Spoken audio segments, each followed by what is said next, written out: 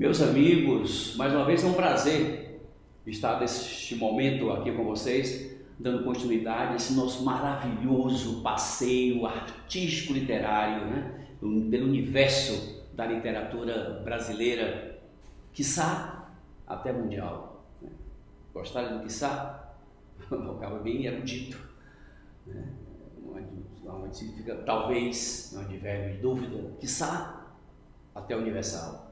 E vou começar a partir desse termo erudito, porque em pauta hoje nós temos Guimarães Rosa, o mestre do conto regional brasileiro. Guimarães Rosa, que se tornou, que iniciou sua carreira literária ali por volta da década de 40, e mais precisamente publicou Sagarana, sua obra de estreia, seu primeiro livro de contos, está aqui escrito, em 1946, se não me falha a memória. E a partir daí estava entrando no cenário nacional um dos nomes que se tornaria um dos maiores no desenvolvimento do conto, da novela, tá? Do romance, da literatura brasileira. Então, indiscutivelmente, uma trajetória de sucesso, um percurso longo, né, com muitas publicações, de uma densa bibliografia e um excelente contador de histórias, Guimarães Rosa.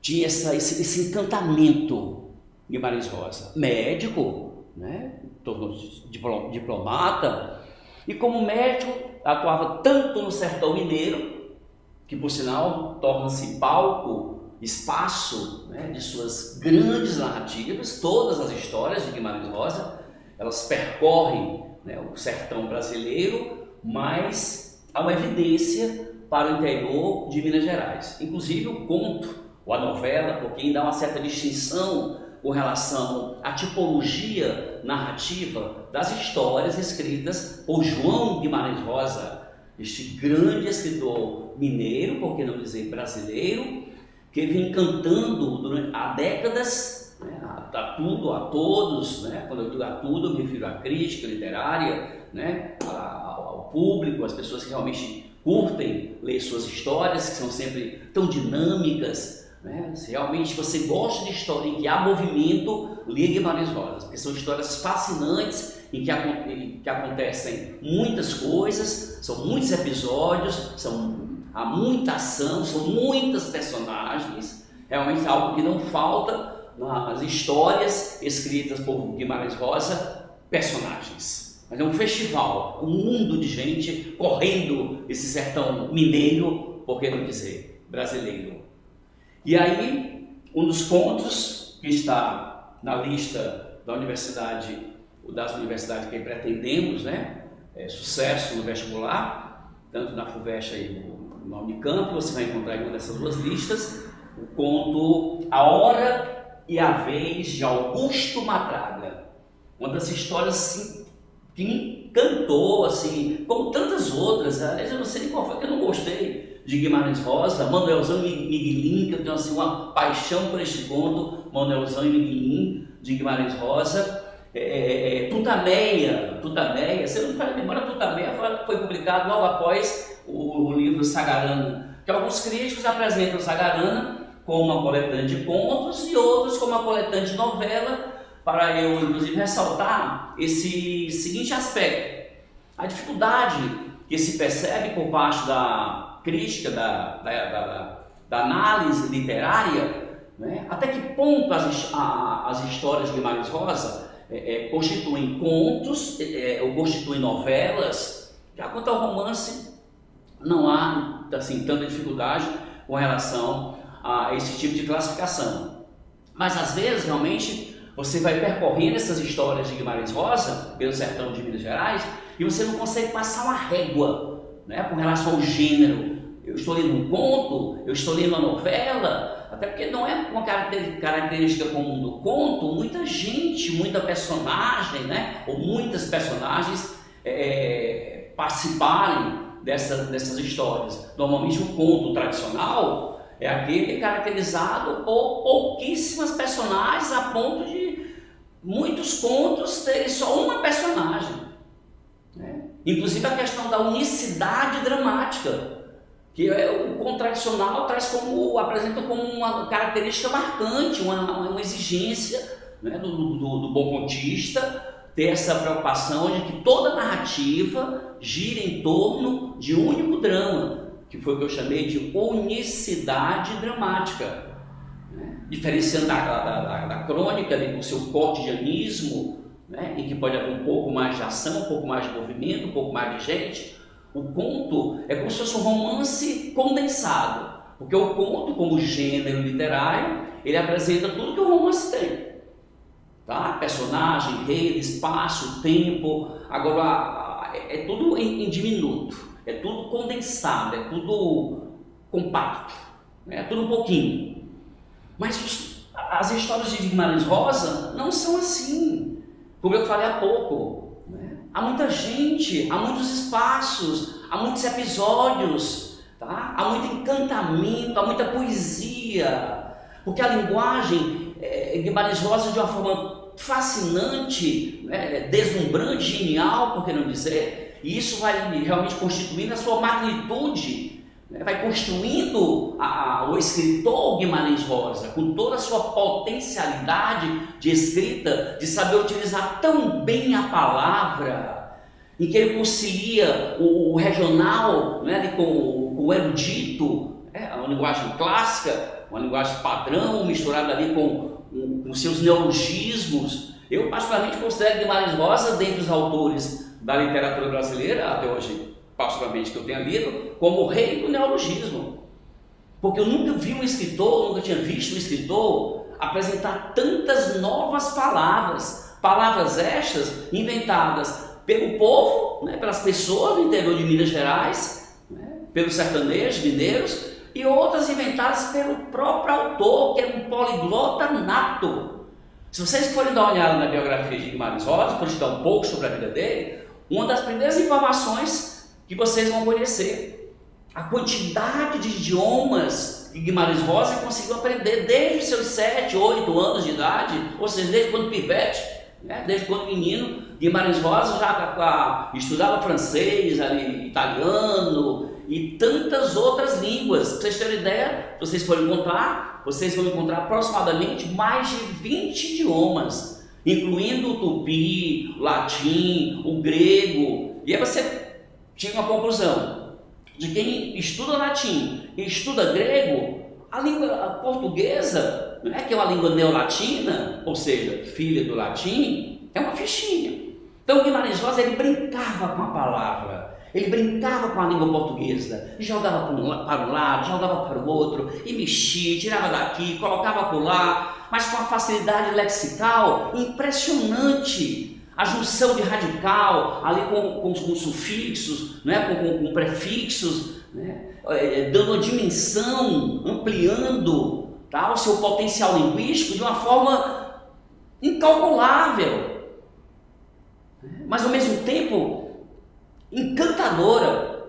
E você encontra tudo isso no livro Sagarana, como em todas as obras de Guimarães Rosa, mas em pauta hoje está A Hora e a Vez de Augusto Matraga, em que historiadores apresentam como conto e outros apresentam como uma coletânea de novelas. Que seja, o importante é a gente realmente conhecer a história, sentir prazer da leitura e dar um show no vestibular, acertando todas as questões, todas as perguntas que logicamente forem feitas sobre este magnífico autor e sobre esta grande obra Guimarães, destacando o conto mais uma vez citado, A Hora e a Vez de Augusto Matraga. E daqui a pouco a gente vai conhecer o enredo, né? Eu vou fazer uma sinopse, vou contar um pouco para vocês, fazer uma pontuação das principais ocorrências, dos principais episódios, né, que constitui esta brilhante narrativa, A Hora e a Vez de Augusto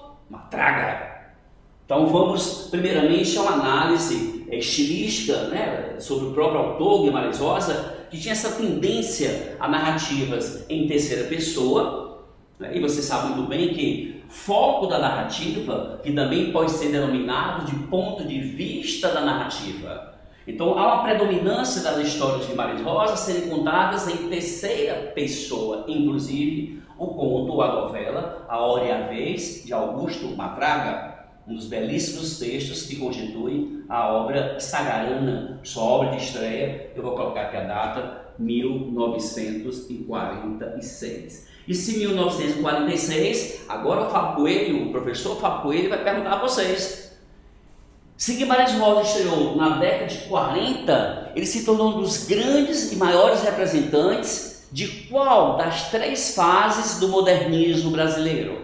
Primeira geração? Não, o professor Fábio Coelho. Primeira geração foi a geração de 22, né? Aconteceu na década de 20, ali com Osde, Mário de Andrade, Manuel Bandeira, dentre outros. Semana de Arte Moderna? Não, Guimarães Rosa ainda não estava em cena. Geração de 30, em que apresentou um regionalismo também muito denso, muito bem elaborado, muito envolvente, também com histórias tão dinâmicas. A geração de um Graciliano Ramos, de um Jorge Amado, de um Érico Veríssimo, de um José Lins do Rego, também excelente contador de história. O Guimarães Rosa já estreou na década de 30? Não. Por esta data, 46, ele vai representar a terceira e última fase do modernismo brasileiro, conhecida como... Porque se a primeira ficou denominada geração de 22, a segunda, geração de 30, a terceira se denominou geração de 45. Tá? Aconteceu mais ou menos aí nesse processo. E olha que foi uma geração brilhante, porque nesta geração também estreou Clarice Lispector, né? com toda a sua introspecção narrativa, com toda a sua espiritualidade. Lígia Fagundes Telles, né? Também foram contemporâneas de estreia de Guimarães Rosa. Um pouquinho mais à frente, João Cabral de Melo Neto, autor de Morte, Vida Severina. Ferreira Goulart, né? O poeta do cotidiano, e dentre tantos outros nomes que estrearam, que começaram a entrar no painel da literatura brasileira a partir dos anos 40. Aí está João Guimarães Rosa. E essa questão da onisciência do narrador, em A Hora e a Vez de Augusto Matraga, a gente percebe que é um narrador onisciente, que inclusive ele é um narrador onisciente, que eu vou colocar aqui, intruso. Tá? Vou aqui completar um pouco aqui a classificação, intruso. Eu acho que essa é a melhor classificação para o narrador desta novela, deste conto, A Hora e a Vez de Augusto Matraga. Temos sim, nós nos deparamos com um narrador onisciente intruso, porque eu lembro que em vários momentos ele não é que interrompe, ele se intromete na narrativa, se intromete e interrompe, né? Ele interrompe a narrativa para fazer para dar alguma opinião, fazer algum palpite, alguma colocação sobre alguma atitude da personagem, do próprio Augusto Matraga, né? Porque ele chega a invadir o pensamento das personagens. Daí eu ter citado a questão aqui do psicologismo, que é muito nítido neste conto A Hora e a Vez, de Augusto Matraga. Nós temos um conto em que o tempo psicológico está bastante presente. Não que, obviamente, não haja uma cronologia de fatos. Então vão se condensando, vão se alinhavando esses dois tempos da narrativa. O tempo físico, tá? O tempo cronológico, com o tempo psicológico, que é o tempo do pensamento. E aí nesse espaço você percebe muitas vezes a presença do discurso indireto livre, que a gente vem comentando em alguns encontros, em que o pensamento do narrador se mistura com o pensamento da personagem. Então, mais uma vez, preste atenção, o professor Fábio Coelho está relembrando o que é discurso indireto livre. Repetindo, é quando o narrador, você está lendo a história, obviamente, e você percebe que naquela passagem, naquele trecho, quem está falando é o narrador, e ele está comentando o que a personagem está pensando. Então ele está misturando a sua análise, né, o seu pensamento, com o pensamento da personagem. Então, essa mistura de pensamentos caracteriza o chamado discurso indireto livre, que nós sabemos que algumas pessoas têm dificuldade de identificar essas passagens nos textos, nas obras literárias. Que vocês não vão sentir mais essa dificuldade, em hipótese alguma, já que a gente está comentando direitinho como se encontrar, como se identificar essa passagem. Lembrando que pode aparecer uma questão na prova com esse formato. Há um excerto lá acima, no enunciado da questão, e o enunciado pede que você, dentre as opções abaixo, identifique qual a passagem que foi extraída do texto que exemplifica discurso indireto livre. Que você está já bastante consciente de como proceder para acertar esse tipo de questão, para identificar esse tipo de alternativa. Ok, meus amigos? Continuemos? E um aspecto que encanta realmente, assim, é deslumbrante você acompanhar essa salada mista aqui. Como Guimarães Rosa conseguia sair do regional universal, desculpa, em particular, tem que ele está ali contando a vida de uma personagem, de um sertanejo como Augusto Matraga, né, com toda a sua violência, com toda a sua brutalidade, com toda a sua perversidade, naquele mundinho ali tão interiorano, não é? Como se a história fosse só até ali a beira da cerca, só até a porteira do curral. Não! As narrativas de Guimarães Rosa ultrapassam a porteira do curral, vão ao infinito, universalmente falando. Ele começa falando deste sertanejo específico, ele começa contando a história do Augusto Matraga, ali dentro do seu mundo, logicamente, mas a partir do momento em que o narrador onisciente vai invadindo esses pensamentos e vai provocando reflexões na mente do leitor sobre o comportamento, sobre as atitudes, sobre as escolhas, sobre as decisões das personagens, você vai percebendo que ele está falando não é mais só daquele povo, daquela região específica ali do norte de Minas Gerais. Ele está falando da gente. Nós somos as personagens nessas magníficas histórias de Guimarães Rosa. Nós somos as personagens. Porque é gente que chora, que ri, que brinca, tá? Que se assusta, que corre, que vai e volta, tá? Que sonha, que tem perspectivas ou não tem, né? Que passa por uns percalços de vida, muitas vezes tão doridos, tão machucados, e seus amores, e suas andanças, e suas incógnitas, e suas incertezas. Então o universalismo psicológico é tremendo. Isso é que eu acho de mais encantador nas histórias, nas obras escritas por este grande escritor Guimarães Rosa. Eu, assim, particularmente considero a principal característica estilística desse autor, e é o que mais me encanta quando eu vou partir para uma leitura, ou se for o caso, para uma releitura, essa saliência tão bem trabalhada, tão bem apresentada. E eu lembro em quantos momentos eu estou aqui no meio do livro, tá? Porque realmente eu gosto ainda do livro, tá?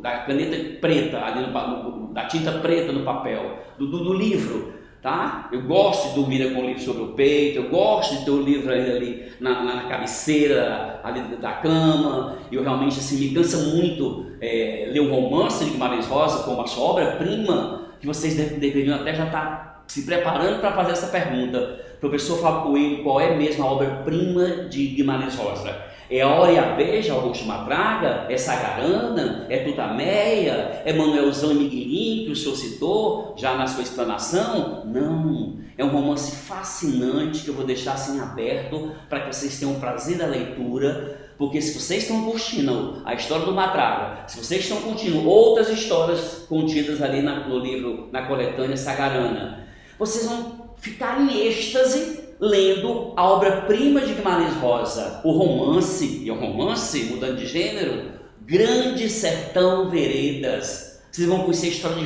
Riobaldo, de Diandorim, de Joca Ramiro, de Hermógenes, e vou parar por aqui, para deixar aí o espaço aberto para vocês saborearem Grande Sertão Veredas, e eu sou capaz de apostar com veemência que vocês não se arrependerão, muito pelo contrário.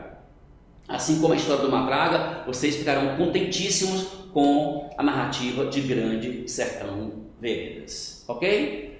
Prosseguindo. Então, já explicamos direitinho, já conversamos sobre esse casamento, né, sobre essa conciliação do regional, porque não é todo escritor regionalista que consegue sair ali do espaço físico, ali no interior de Minas Gerais, e demonstrar e conseguir transcender ao universal através de temas, através de pensamentos, através de sentimentos, de emoções, né, de atitudes das personagens. Porque são esses fatores que vão universalizando a narrativa, que vão universalizando o enredo e, por conseguinte, a obra de um modo geral. Eu poderia até comparar neste momento com as histórias também de um grande escritor regionalista baiano, e se eu falei baiano já deve ter acendido uma luz na sua cabeça, Jorge Bahia, Jorge Amado, com histórias maravilhosas, gostosas de se ler. Vocês, independente do clássico Gabriela Cravo e Canela, mas tantas outras obras, Guimarães Rosa, Terra no Sem Fim, Suor, Cacau, Capitães da Areia, São Jorge dos Ilhéus, Jubiabá, enfim. Mas é um regionalismo que eu costumo dizer do Jorge Amado que só vai até a rodoviária da Bahia.